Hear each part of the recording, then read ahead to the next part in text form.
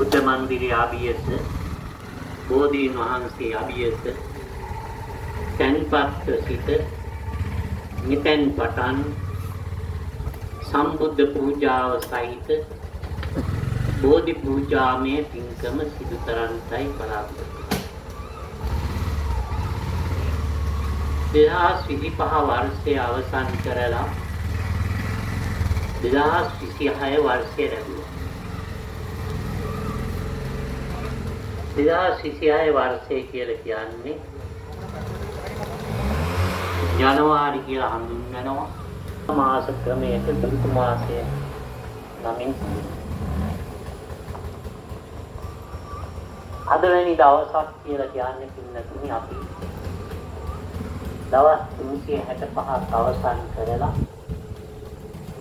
තවත් 365කට මුල පුරගෙන කියලා.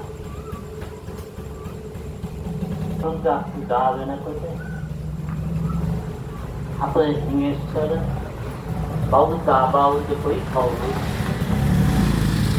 ඒ සාක්ෂියක් කරගෙන ආගමානුකූලව කටයුතු කරන නිරත වෙනවා. බෞද්ධ පින්නතුන් විශේෂ පින්කම් සූදානම් කරනවා. මේ ස්ථානයේ මේ වැදගත් අවස්ථාවක් අද උදා කරගත්තා. ඒ අනුව කල්පනා කරන්න ඕන අද අලුත් අවුරුද්දේ ප්‍රථමයෙන්ම අපි કોઈ කවුරුත් මා සමගින්ම සම්බුද්ධ පූජාව පවත්වලා විශේෂ බෝධි පූජාමය පින්කම සිදු කරලා චෛත්‍ය වන්දනාමය පූජාවක් සහිතව මේ උතුම් බුද්ධ වන්දනාව සිදු කරනු ලබනවා.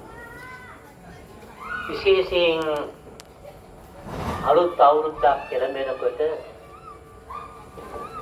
අප අතරේ අංශික බෝධයක් ඇති වෙනවා.